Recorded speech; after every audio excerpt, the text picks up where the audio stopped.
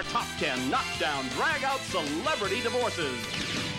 Cheaters, wife beaters, and million-dollar payoffs. The National Enquirer presents Love, Marriage, and Divorce, Hollywood Style.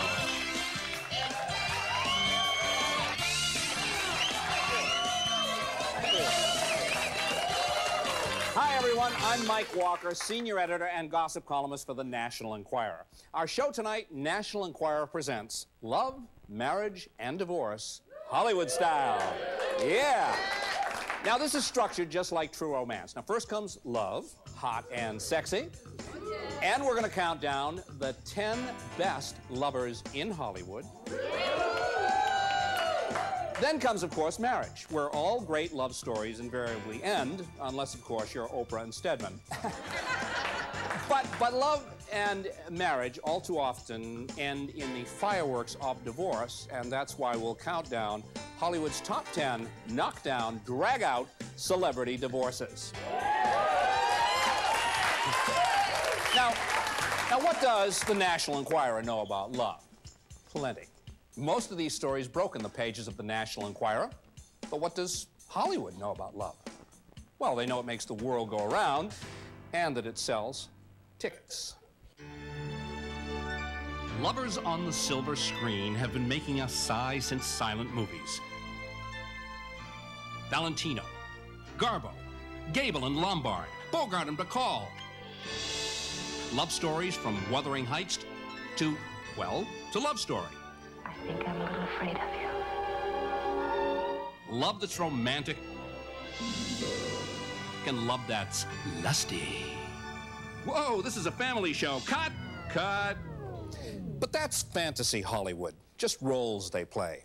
What about the real-life love lives of our sex symbols? First fact, stars rarely fall in love with normal people like us. It's sad but true. But stars who romance non-stars always wonder if they're being loved for their fame or their fortune. That's why Hollywood stars fall in Hollywood love with each other. And when that happens, it can be wonderful, it can be wacky, or downright dangerous. Some examples? I thought you'd never ask. Take the case of this notorious Hollywood bad boy and his material girl. In 1989, Madonna ran sobbing into the Malibu Sheriff's Office and filed a shocking complaint against her husband, Sean Penn. She charged that he beat her and tied her up during a 4-day rampage. Police raced to their Malibu home, loudspeakers blaring. Sean Penn, come out of your house with your hands up. Madonna dropped the charges, and Sean Penn. Then her life got weird. She shocked millions by publicly frolicking with lesbian comedian Sandra Bernhard. She showed up at lesbian bars. She hosted a topless all-girls New Year's Eve party. The affair took a nasty turn when Madonna started selling sex, her kinky fantasy book. Madonna, what were the best or worst things about doing this book? Having to put my clothes back on. It featured photos of Madonna in drag kissing Sandra's main squeeze, Angel Casares. Sandra was furious, and to this day, she has never forgiven Madonna. Madonna's next star affair? Noted heterosexual Warren Beatty, a May-December thing that quickly lost its zing. Basketball's gender-bending Dennis Rodman caught Madonna on the rebound but didn't score enough points. Next up at bat, baseball's Jose Canseco, who got to first base, then struck out. Then Madonna did something so utterly normal it was downright shocking. She announced she'd have a baby. No husband? No problem. On a walk in the park, Madonna spotted stud muffin personal trainer Carlos Leon and whisked him off to bed, asked him to get her pregnant, and presto, outrageous material girl is transformed into totally maternal mom. Like I said, when stars marry stars, it can be dangerous, wacky, or wonderful. The bizarre love story of Pamela Anderson and Tommy Lee has it all. Passion, pain, even hope. You might even call it a bittersweet love story, Hollywood style. She was the world-renowned sex symbol of Baywatch. He was a washed-up rock and roll bad boy, a boozer and reformed heroin user who'd been dumped by Heather Locklear. Tommy Lee was in Cancun, Mexico, swinging with beach babes. Pamela was there on a modeling job. They hooked up for a 4-day binge of partying and passion and ended up getting married on the beach. Trouble came fast. Sex-crazed Tommy Lee kept showing up on the set of Pam's feature movie Barbed Wire, causing delays by demanding marathon sex sessions. He was so jealous of other men that they started to fight. Tommy showed up on the Baywatch set, screamed he was leaving her, and trashed her trailer. The next day, Pam was rushed to a hospital after taking a dangerous mix of drugs and booze. Doctors told her she was pregnant. Then, new scandal. X-rated video of the couple making love wound up in the hands of Penthouse publisher Bob Guccione. Pam filed a $10 million lawsuit for invasion of privacy, which she lost. Then she gave birth to their son, Brandon. How's the baby? He's awesome. Awesome. Well, how many do we want, baby? 2 or 3? 2 or 3 kids? 2. Yeah, but we're working on it. But Tommy and Pam continued to have problems. They fought about him boozing his way through her money. When she protested, he slapped her around. Then Tommy Lee made shocking headlines when he attacked a photographer and broke the man's pelvis. Finally, Pam filed for divorce. Shaken, Tommy Lee tried to win her back, begging forgiveness. Pam told him she'd consider it if he went into rehab. He did. He stopped drinking and cleaned up his act. Pam told Tommy he was still her knight in shining armor, so he actually rented a steel suit, rode a horse up to their door, swooped Pam up, and took her for a ride. Then she slipped into something romantic, and a minister renewed their wedding vows. And they say the institution of marriage is in trouble. Coming up, our countdown of Hollywood's 10 best lovers, the good, the bad, and the snuggly.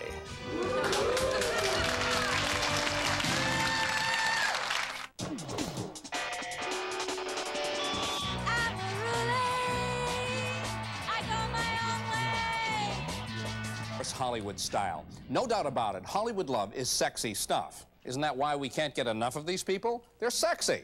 But who are the sexiest stars in show business? Here's what I promised you at the beginning of the show. Our countdown of Hollywood's 10 best lovers. Kiss and tell secrets direct from those who actually shared the sheets with Tinseltown's biggest names. Here they are, the good, the bad, and the snuggly.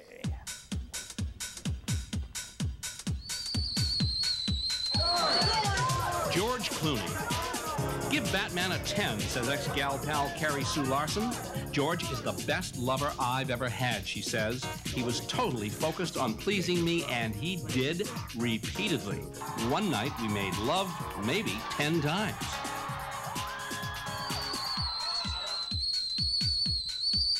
Halle Berry. This sexy lady is so wild, she made love to a dentist right in his chair. Dr. John Ronan, the dentist Halle dated for 3 years, said she came in after work and was wearing this really sexy outfit. We made love right then and there, right on that chair.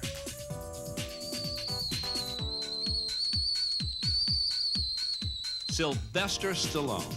Sexy model Janice Dickinson says ex-boyfriend Sly is, quote, like a wild animal consumed by lust. This is it. You're in with Rocky, man. It's over. Until you have been thrown in bed and Rambo'd all night long, she said, you cannot begin to understand the meaning of great sex. I had bells going off in my head.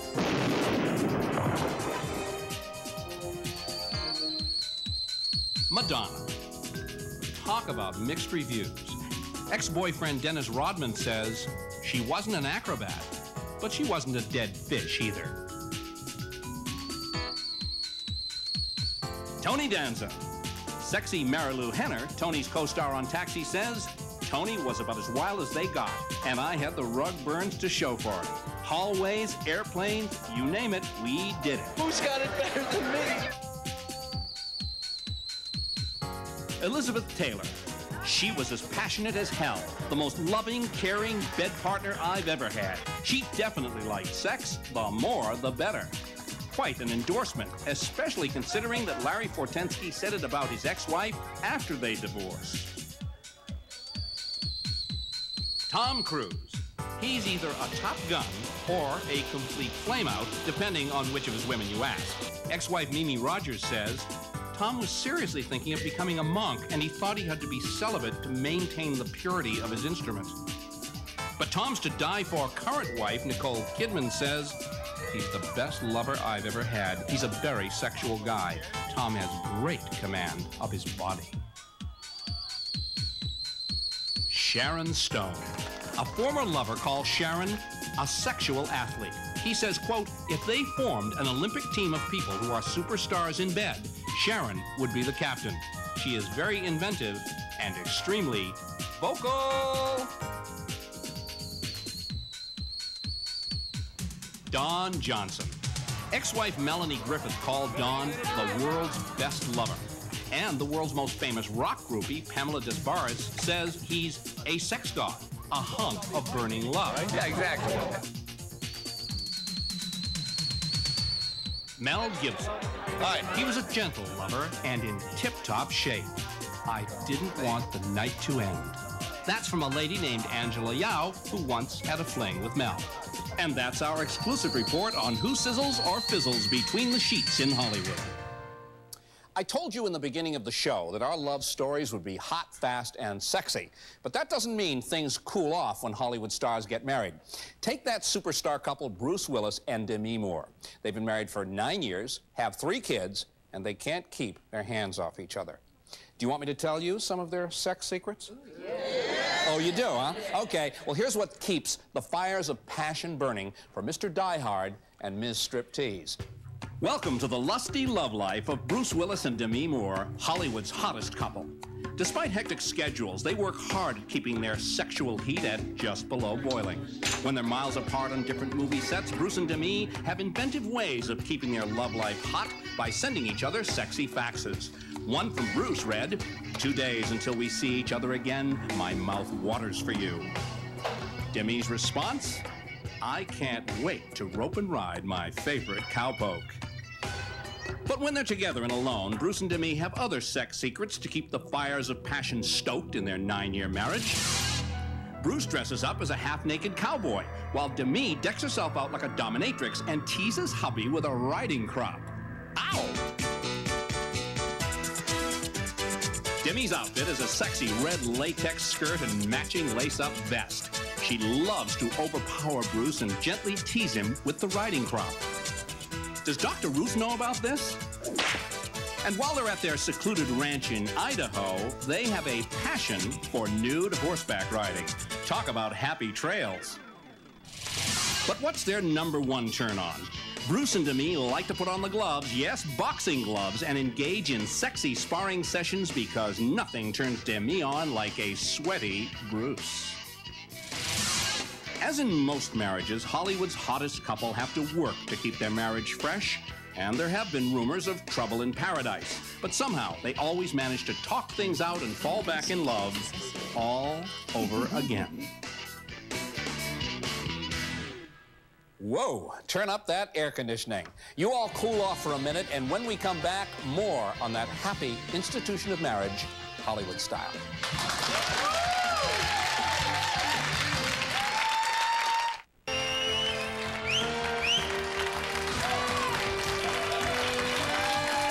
Welcome back to Love, Marriage, and Divorce, Hollywood style.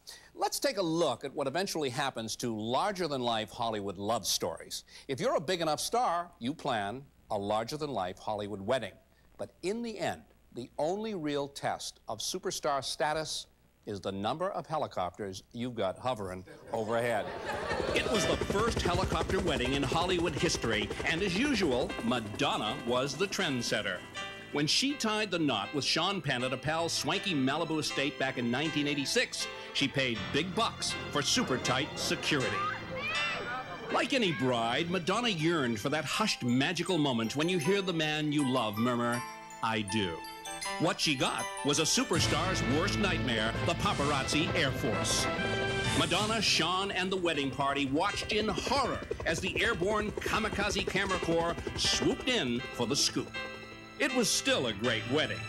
Sean got the garter, and the choppers, well, some people would say they got exactly what they deserved, the bird. And some lucky lady got the bouquet. But the most bizarre helicopter wedding in showbiz history took place in 1991 at Michael Jackson's Neverland Ranch, when Elizabeth Taylor married jailbird Larry Frutensky. On the ground, a fairy tale setting for a Hollywood queen. In the air, it looked like a repeat of Desert Storm as paparazzi in 17 choppers battled for that $1 million photo. And this wacko made the press look like pussycats when he parachuted in without an invitation. Liz, one of Hollywood's coolest cookies, was so freaked she didn't even throw her bouquet, but she did fling some bricks at the media. While I was waiting in the house and saw all the helicopters and heard all the noise, I thought, those bastards. This is my wedding day, and this is my moment, and nobody's gonna spoil it. Wow! Guess Liz taught Hollywood a lesson. If you don't want helicopters buzzing the bride and groom, follow the example of Brooke Shields and tennis ace Andre Agassi. They beat the paparazzi game, set, and match by taking it all indoors. They married at a romantic chapel, then tossed a reception at a ritzy resort, all undercover, so the photogs never laid a lens on them. You, Hefner, do you take Kimberly Conrad, here present, to be your wife? Talk about chopper noise. The minister stuck his fingers in his ears and shouted to be heard when helicopters hovered over Hugh Hefner's wedding to playmate Kimberly Conrad in 1989. And who could blame him? The chief bunny rabbit was finally getting hitched, and everybody wanted to hear him say those magic words. I do. He said it. Everybody out there here, he said it. Yes, Your Holiness, we all heard it. No thanks to the paparazzi Air Force. And by the way, folks, take a good look. Super glamorous weddings aren't as common as they used to be in Hollywood, and neither are larger-than-life characters like Hugh Hefner, who give Tinseltown its glitter. Hollywood stars seem bigger than life, but when they're faced with life's biggest tragedies, they feel pain just like any of us. In the stories you're about to see, you'll truly understand the meaning of "it was better to have loved and lost than never to have loved at all." For these stars, it was truly "till death do us part." Gilda Radner, the Saturday Night Live star, was a brilliant comedienne. And like all the great clowns, she could tug at our heartstrings, reminding us that laughter is how we fend off life's pain and sorrow. At age 40, Gilda's life was perfect. She'd fallen in love with a funny, charming man, actor Gene Wilder. If I were in love with, let's say, Gilda. Let's say Gilda. She's here. Might as well use her, right? Her career was in high gear, and she'd finally found happiness. But then she started feeling strangely weak. Her stomach began to hurt. She lost 20 pounds. Then she underwent exploratory surgery and learned the grim news. She had ovarian cancer. Chemotherapy was ordered, but the doctors were frank. There was little hope for Gilda. Day and night, devoted husband Gene Wilder stayed at her side. "I can't believe it," he told friends. "Gilda's so brave. When I should be cheering her up, she tries to cheer me up. She keeps telling me, I'm going to beat this." Yeah, I'm a fighter. And she said, "We love each other too much for it to end so soon." Even in the face of her fight for life, Gilda visited other cancer patients several times a week to cheer them up, offer them hope. But sadly, her fight ended. With Gene holding her hand and sobbing, Gilda died in her sleep after her courageous 2.5-year battle with cancer. Here is Carnation's own contented couple, ladies and gentlemen, George and Gracie. George Burns and Gracie Allen. They were America's greatest husband and wife comedy team. From the days of radio to the nights of television, they warmed our hearts and made us laugh. Gracie, there's something I always want to ask you. What? How far did you go in school? Well, if I like the boy, I'll let him put his arm around me. George, with his ever-present cigar, played straight man to Gracie's dumb act. If I'd known 25 years ago that you were going to be this handsome, I'd never have married you. Really? No, I would have waited until now. They were a real-life love story, and it was hard to imagine one without the other. But then in 1964, after 38 years of marriage, Gracie died. George never got over it. He slept in her bed. He visited her grave every month. He sat and talked to Gracie as though she was still alive.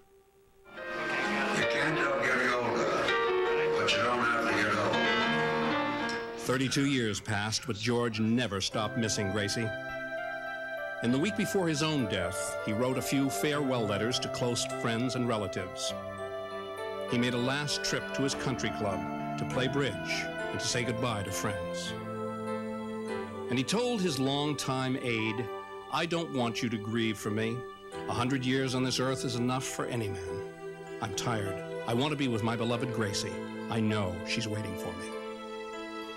Frail and weary, George retired to his bed. He flipped through an old photo album of him and Gracie.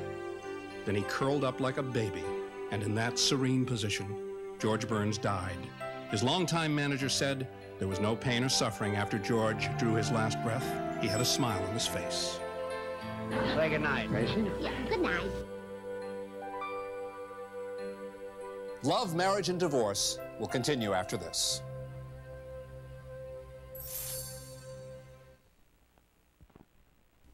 On the next MASH, Everything stinks. the wet blanket mood changes whenever... The hit movie The First Wives Club starred Goldie Hawn, Diane Keaton, and Bette Midler as spurned spouses who seek revenge on their former hubbies for dumping them. Well, here's the real First Wives Club, star spouses who untied the knot in divorce court and how much money they walked away with after their star hubbies said, "Sayonara." Sasha Stallone, ex-wife of Sly Stallone. She was there before Sly was a star and bore him 2 sons. But she actually got $3 million less per year of marriage than his second wife, Brigitte Nielsen. Brigitte got $6 million after 17 months of marriage to the Rambo hunk. For Sasha, time married, 10 years, settlement, $12 million, dollars per year of marriage, $1.2 million. Robin Givens, ex-wife of Mike Tyson. Iron Mike once earned a quick $20 million for a minute and a half's work destroying Michael Spinks in the ring. Robin Givens claimed Mike used her for a punching bag, and the marriage broke up. Time married, 1 year. Settlement, $2.75 million. Dollars per year of marriage, $2.75 million. Maggie Eastwood. She was the wife of Clint Eastwood until he dumped her for girlfriend Sandra Locke. Time married, 31 years. Settlement, $25 million. Dollars per year of marriage, $806,000. Maggie didn't do too well in the dollars per year department. By Hollywood standards, it's a pauper's sum. Amy Irving. Now, hold on to your Indiana Jones hats. Amy Irving is the ex-wife of Hollywood director Steven Spielberg. During their romance, he raked in a fortune with blockbuster movies such as E.T. and Raiders of the Lost Ark. It turns out that Steven Spielberg was seeing a woman named Kate Capshaw on the side, who he eventually did marry after his very expensive divorce. When they split in 1989, Amy's prenuptial agreement made her a legend among Hollywood first wives. Time married, 3 years, 5 months. Settlement, $112.5 million. Dollars per year of marriage, a whopping $33 million. I've saved the most unusual for last. Here's Goldie Hawn, not only a real-life first wife, but a star of the movie The First Wives Club. Goldie got the last laugh on screen, but she got the shaft in divorce court when she ended her marriage to director Gus Draconis in 1976. Time married, 7 years. Settlement, she paid him $75,000. Now that qualifies Goldie for yet another category that we're seeing more and more as women hit the Hollywood big time, galimony. Superstar ladies whose net worth makes them givers instead of takers when it comes to divorce. Liz Taylor's divorce from Larry Fortensky cost her $1.2 million. But she did let him keep his Harley-Davidson motorcycle. Hand on my knee. And Jane Fonda, 16 years of marriage to Tom Hayden, a period that saw her progress from medium-sized star and political activist to Oscar winner and aerobics video queen. She'd earned an estimated $50 million during that period and had to fork over $10 million to Hayden, a California politician, before she moved on to her merger/marriage with Ted Turner. What's the bottom line? Whether you're a guy or a gal, if you're the star, you foot the bill. Okay, no more Mr. Nice Guy. When we come back, Hollywood's top 10 knockdown, drag-out celebrity divorces.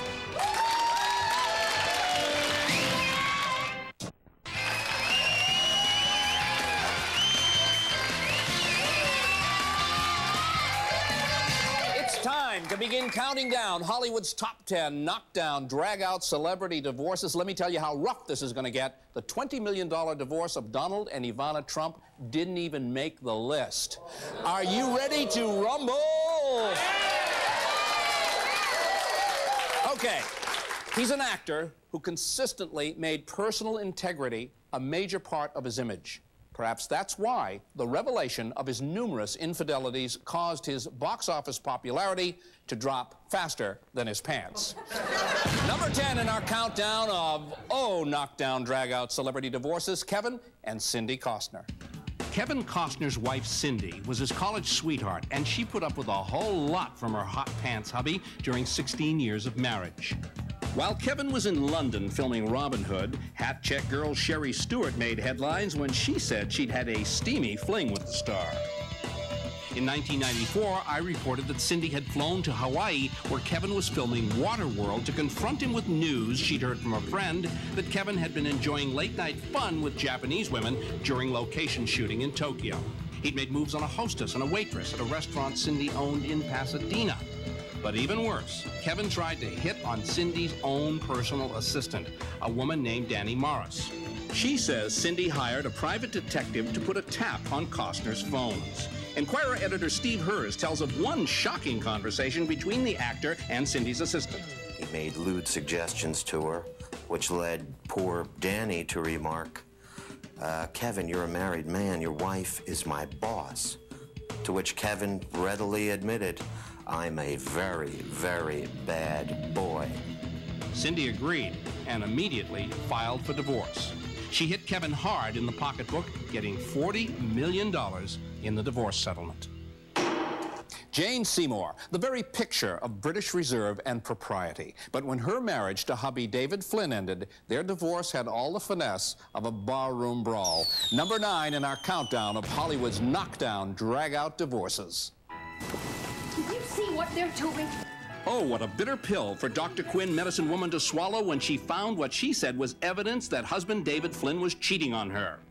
That discovery plunged Jane into a nightmare. She later claimed that hubby was romancing a whole harem of lovelies. Flynn countered that Jane had had an affair with a young actor. Jane admitted that was true, but she said it happened after Flynn had effectively abandoned her and the marriage. Jane Seymour filed for divorce in 1990. She charged in court papers that Flynn was hiding assets from her, and she accused him of squandering all her savings. As we all know, marriage is really hard for everybody, and there were eyebrow-raising tales that were hard to believe of petite Jane smacking her husky hubby around. A lot of dirty laundry was about to be aired in open court. But just one day before the divorce trial, Jane signed a secret settlement, and word is David Flynn ended up a rich man. It was a love story that started with a bang. Well, actually, it was a helicopter crash. But the marriage crash-landed just 7 months later. Number 8 in our countdown of knockdown, drag-out divorces, Christy Brinkley and her Telluride tycoon. It was the story that rivaled the soap operas. Supermodel Christy Brinkley's marriage to superstar singer Billy Joel was on the skids because of his womanizing. So she took a solo ski trip to Colorado and met handsome tycoon Ricky Taubman. Then disaster. During a trip to the high slopes, their helicopter crashed. Ricky was badly injured. Christy nursed him back to health and fell madly in love. Christy and Billy Joel were divorced. Christy, 4 months pregnant with Ricky's child, married him in a mountainside ceremony. After their baby was born, Christy faced a new nightmare, the discovery that her husband had conned her. He was no tycoon. He was fighting bankruptcy, and his $1 million home was up for sale. Worse, he'd borrowed $2 million from Christy. Now it got nasty. Christy sued Ricky for her $2 million. She forced him to give up custody and visitation rights to their son. In exchange, he kept the money and the house. Despite the vicious battle, Christy says she's happy because she has her son, who sadly is the loser in this ugly divorce war. Good Morning America co-host Joan London made national headlines when she went on her show and said that National Enquirer reporters were investigating a story that her marriage was on the rocks and that it was totally untrue. A year and a half later, Joan filed for divorce. Tonight, it's number 7 in our countdown. tomorrow I'll meet a woman who's teaching them sign language. Former Good Morning America co-host Joan London and Michael Krause had been married for 13 years. Michael was a producer for Good Morning America when Joan was hired. He married her and then quit to manage her career. And they started a family. Joan tried hard to maintain the image of the perfect wife and mother, but there was friction between them all the time, say friends. Michael treated Joan like a flunky. When he'd produce her TV specials, he'd yell at her in front of the crew and order her around. Financial problems followed, and Joan was getting the bills. After the divorce, she ended up paying Michael $3 million. He even got to keep their house. Joan issued a statement saying, "Why the courts don't tell a husband who has been living off his wife to go out and get a job is beyond my comprehension." Well, that turned off a lot of her fans. It made her look money-hungry, vindictive. And it wasn't true. Michael did take one job as a drummer in a Chinese restaurant. If we were doing this show 10 years ago, you never would have heard this story. It's a celebrity breakup, but not between a man and a woman. It's not a divorce, even though they had a church ceremony, because legally, they couldn't marry. Number 6, Martina Navratilova and Judy Nelson. Lesbian lovers Martina Navratilova and Judy Nelson both cried their hearts out in court during their Galimony trial while watching a videotape of themselves in happier days. Tennis star Martina and Cotton Bowl beauty queen Judy had made national headlines when they met in Texas in 1984, and Judy left her husband and 2 children for a gay romance. They lived together for 7 years.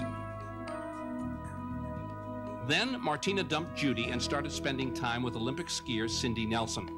Judy was devastated. She begged Martina to come back to the love nest they had shared for years in Aspen, Colorado.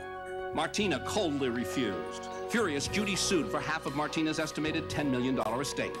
She also produced a 1986 videotape of the tennis champion agreeing to split her assets in the event of a divorce. But homosexuality is illegal in Texas, and the court can't enforce a contract to perform an illegal act. Judy dragged Martina into court. Just like any business, she said, she was entitled to half of Martina's earnings during the partnership. Martina's defense was that she thought she was agreeing to a 50-50 split of any new joint business venture. Judy reportedly settled for the deed to a $1.3 million house, and she wrote a tell-all book about her affair with the tennis star called Love Match. That's only the first 5 in our countdown of the top 10 knockdown, drag-out celebrity divorces. Stay with us. It's going to be a bumpy ride.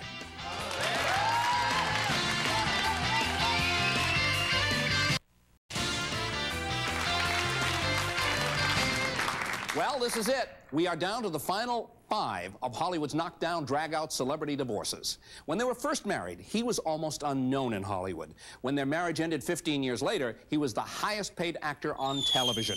Ted and Casey Danson are number 5 on our countdown. Ted, what's the most exciting thing you ever done? Married her. Married her. Ted Danson made a whopping $80 million fortune from his years as handsome lady killer Sam Malone on Cheers. Wife Casey got $30 million of that when they divorced. Casey, who was 10 years older than Ted, had been married to him for 15 years, and she had long endured her husband's womanizing. She said she'd caught him in bed with other women several times.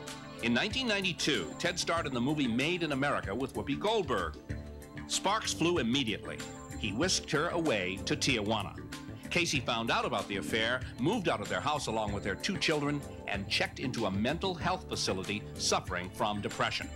A couple of months later, Ted joined Casey and his daughters for Thanksgiving dinner. Bad idea. Casey and Ted started fighting when one of the girls revealed that Ted had introduced her to Whoopi.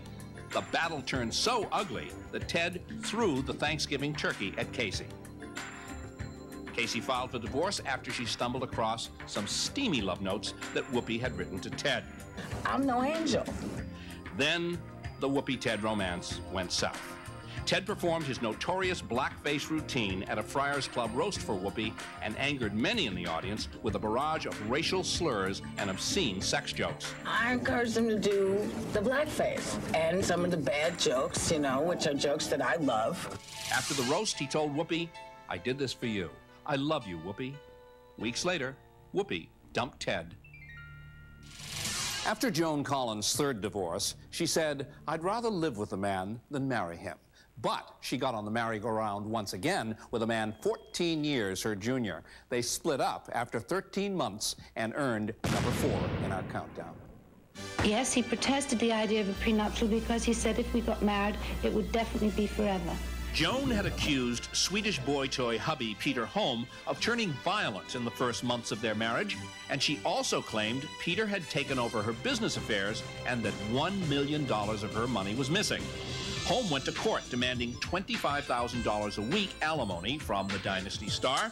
Probably worth more, but at least that, no question about it. And the battle dragged on and on. Joan lost 15 pounds. She was depressed. At one point, she had Holm kicked out of their house, but he embarrassed her by marching up and down outside with a picket sign that read, "Joan, you have our $2.5 million, 13,000 square foot home, which we bought for cash during our marriage. I am now homeless. Help." Then Joan got a break. A telephone call from a woman who will always be remembered as Passion Flower. Her real name, Romina Danielson. Romina testified that she'd been having an affair with Holm while Joan was working on Dynasty. The courtroom listened mesmerized as she spilled the beans on Holm's cheating. And suddenly, Passion Flower dramatically collapsed on the stand. Joan didn't miss a beat. Ever the drama queen, she picked up a rose she kept on her table and strolled regally out of the courtroom. The next day's headline screamed, "Passion Flower wilts." So did Peter Holm's case. Instead of millions, he wound up with a mere $180,000. Freedom. Thank you very much. Complete freedom. Their marriage was a PR agent's dream. He was once the #1 movie box office star in America. She was Jane Mansfield with brains. Then the Bandit started running out of gas, and the Pneumatic Blonde started, well, you get the picture. But somehow, when they married, it was magic. Their careers caught fire, and they became America's most loved couple. But they ended up hating each other in a very public way. Number 3 in our countdown of Hollywood's knockdown, drag-out celebrity divorces, Burt Reynolds and Lonnie Anderson. The fairy tale marriage of Burt Reynolds and Lonnie Anderson turned into a nightmare of vicious insults. Lonnie badmouthed him to her friends, saying he put her through an emotionally grueling fertility procedure 4 times, even though doctors had told the couple pregnancy was impossible. She said Burt needed to prove his manhood by having a child of his own, even though they had an adopted son, Quentin. The next shocker came when a handsome young man named Terry Warren, an acting protege of Burt's who lived at his ranch in Florida, claimed that Lonnie had repeatedly tried to lure him into bed. Burt was furious and dropped his own bombshell. He gave the National Enquirer an exclusive. Pictures of him lovey-dovey in a hot tub with gorgeous Tampa waitress Pam Seals. Burt said Lonnie was a shopaholic who spent all of his money and that she wouldn't even put her adopted son Quentin on her lap because she was afraid of wrinkling her dress. Lonnie claimed Burt was deranged, suffering from violent mood swings, from crying jags, and that he once pulled a gun on her and even passed out after stuffing himself on marijuana-laced brownies. She said he constantly drank vodka from a water bottle that he carried around. And worst of all, perhaps, she revealed that Burt was spending $2,200 a week on toupees. Was it worth it? You decide. I'm down, and I'm going to come back. Suddenly, Burt ended the war. He apologized for everything he'd said about Lonnie and offered to settle for about $5 million. Oh, my God. Then the two shocked reporters as they emerged from the courtroom hand in hand and explained they were burying the hatchet for the sake of their son. Burt has been very, very generous to take care of his son. And we're friends. This saga's over, and let's put it to bed. And while the whole tawdry affair ended with an impromptu kiss, Lonnie says, "If I ever want to get married again, my friends have instructions to tie me up and throw me in a river." Gossip question. What newly divorced Hollywood wife went on the Howard Stern show, called her husband a pig, and said, "I'd like to slit his throat"? Roseanne. That's right, Roseanne and Tom Arnold. Their breakup is number 2 on our countdown of knockdown, drag-out divorces. When Roseanne and Tom Arnold married, they proceeded to shock the world by dropping their pants and mooning in public, showing off the tattoos on their generous behinds and brawling with photographers. One of the photographers who's a friend of mine is like this woman who's like 110, like 5'2", little tiny thing. But beating up photographers wasn't sport enough for Tom. In divorce papers Roseanne filed, she said Tom Arnold, quote, hit me, struck me, punched me, twisted my arms and legs, cruelly squeezed me in bear hugs, has thrown objects at me, pinched me, verbally abused me, slammed me against walls, thrown me down on the floor in bed. Well, you get the picture. And it got worse. Fast-talking Tom conned Roseanne into thinking it would be a great idea if the two of them had a baby by Tom's gorgeous young assistant. The three of them declared that they were going to get married to each other. But then the naked truth emerged. Tom and the beautiful young assistant were actually having an affair. And even worse, says Roseanne, she discovered that Tom and his lover had plotted to have her put away in a mental hospital so that they could take over her TV empire. Roseanne struck back. She started a steamy affair with her bodyguard, Ben Thomas. When she took off with Ben for a Mediterranean trip, Tom suddenly saw his meal ticket going arrivederci. Tom caught up with Roseanne and Ben at a lush villa in Sardinia. These photos show that an Enquirer reporter was just a few feet away as Tom begged her to take him back and nearly came to blows with bodyguard Ben. Roseanne thought she had the last laugh when she fired Tom as her TV producer, but she literally cried when she wrote the staggering final settlement check on the marriage that had cost her $30 million. She told a friend, "My only regret is that I'm not a widow." There's only one word that describes the breakup of Mia Farrow and Woody Allen, and that word is sordid. That's why they're #1 in our countdown. Didn't she look pretty? I bumped into your ex-husband on the street the other day. He's just as crazy as ever. It's always a shock to discover that you're one side of a love triangle. But Mia Farrow faced an even worse horror that day in 1992 when she discovered graphic Polaroid pictures of her adopted daughter, Suni, naked in her 58-year-old lover's bed. In a heartrending letter written to a friend, Mia said, "I can think of no crueler way to lose a child or a lover." But the descent into hell was far from over. Mia and Woody's adopted daughter, Dylan, who was age 7, said she had been sexually abused by her father. All of this sparked months of bitter brawling and sensational headlines. For Valentine's Day, Mia allegedly gave Woody a family picture with skewers through the hearts of the children and a knife through her own.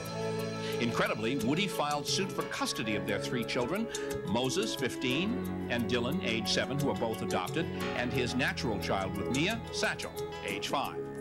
How do you explain to a 7-year-old and a 5-year-old that their father is sleeping with their sister? Why should you have to? His answer is they're only adopted. When the dust settled, Woody had lost big time in the courts. I feel he should have increased it to a greater degree than he did.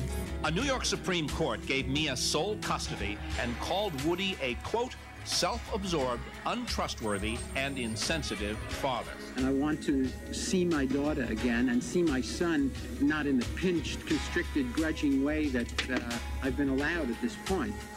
The judge called his bid for the children frivolous and handed Woody Mia's $1 million legal bill. And even though cleared of sexually abusing Dylan, the judge said that he was, quote, less certain that the evidence proves conclusively that there was no sexual abuse. As for Woody's affair with Suni, the court noted he still fails to understand that what he did was wrong. Stay tuned.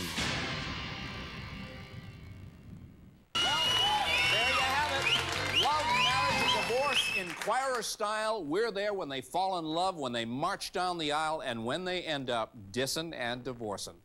What's the difference between stars and the rest of us? Well, their romances are bathed in the world's spotlight. Ours are not so visible, but we're all bathed in the same warm glow of love. Hope you had as much fun as we did examining Hollywood's affairs of the heart. Let's do it again real soon. I'm Mike Walker. Good night and good gossip to you.